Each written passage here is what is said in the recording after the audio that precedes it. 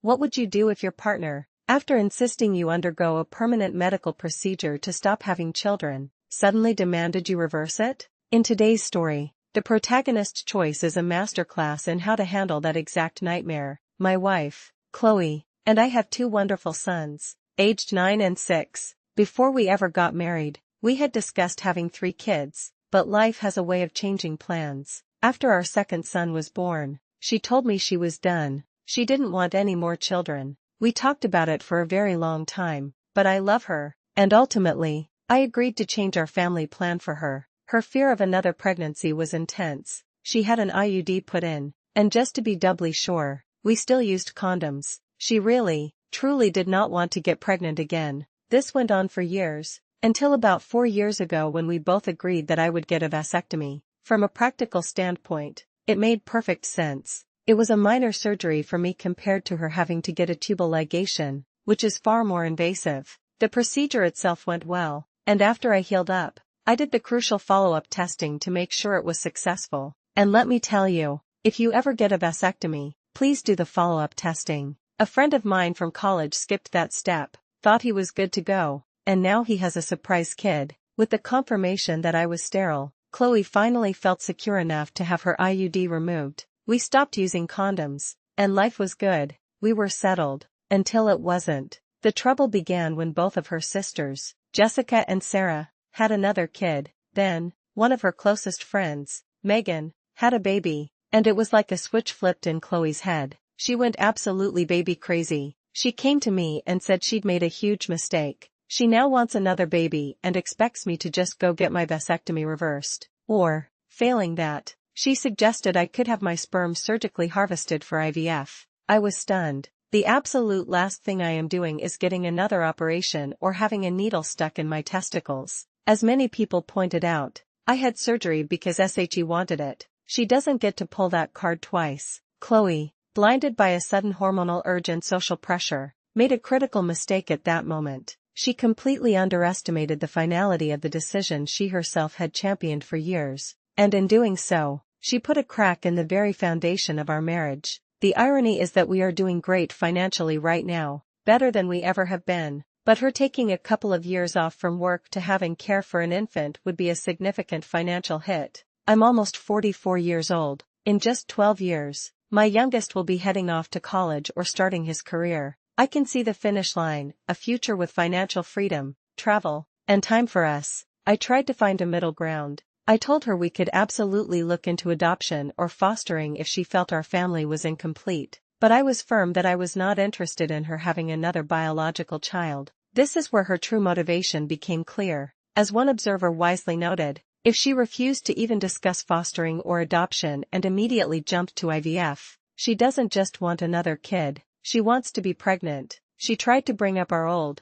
pre-marriage agreement about having 3 kids, but I shut that down immediately. That agreement became null and void the moment she insisted we stop at 2 and I had surgery to make it permanent. So for the last 4 months, our marriage has devolved into a simmering, constant battle over this one issue. It got worse. She started weaponizing our families against me. She had her parents over. She had my parents over. She invited her sisters and their new babies and families over. All of them were there for one purpose: to gang up on me and convince me that I was being unreasonable and should just give in to her demands. Forget that. This reveals Chloe's most desperate tactic, using emotional blackmail and the weight of family opinion to bulldoze her husband's valid feelings. It was a strategy born not of malice, but of a profound and startling lack of respect for the agreements they had made together. I even made a ridiculous offer just to highlight their hypocrisy. I told all the assembled family members that I had a fun option. I would agree to TISA, the sperm harvesting procedure, on one condition: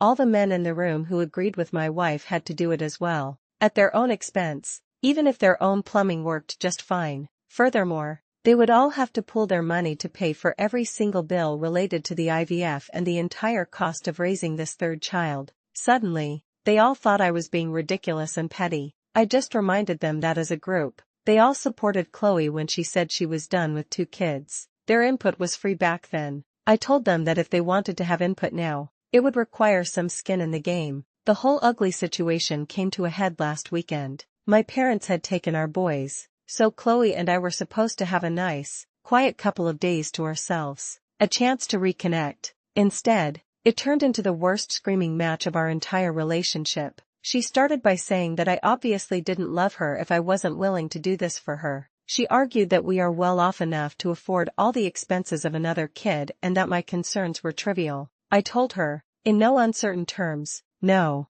I explained that the money we had in the bank was for our retirement and our future, a future we planned together. It was for us to enjoy life, not for her to get her hormones calmed down. That's when she accused me of caring more about money than her happiness. I had to remind her that she was the one who, for years, had insisted that having a third kid would completely demolish her career. As another person commented, her career was important to her 6 years ago. It should be important now. She broke down crying, calling me an asshole for denying her this. She sobbed that it wasn't that much of a sacrifice. I finally snapped. All the pressure, the manipulation, the dismissal of my feelings and my bodily autonomy for months just came pouring out. I looked her dead in the eye and said, "A divorce would be cheaper for me than another kid." The words hung in the air, and it shocked her into complete silence. The fight was over. We've barely spoken since. I think I might have broken her. I feel like a terrible person for threatening her with divorce. I truly do love her and I want to spend the rest of my life with her, but our finances are separate. The house is in both our names, and she actually earns a bit more than I do. If we were to divorce, I know I would get 50-50 custody of our boys, and I would fight for it. She wouldn't get alimony, and based on our incomes, I might even get a small amount of child support from her. The threat wasn't empty. I am just so sick and tired of her making these massive, life-altering reproductive decisions as if my opinion, my body, and my feelings don't matter at all. The core lesson here is that a partnership is built on a foundation of mutual respect for shared decisions. Once a permanent, life-altering choice has been agreed upon and acted on, unilaterally demanding a complete reversal isn't just changing your mind, it's a fundamental breach of trust. So, let me ask you, have you ever been in a situation where a settled agreement was suddenly upended? How did you handle the pressure to give in?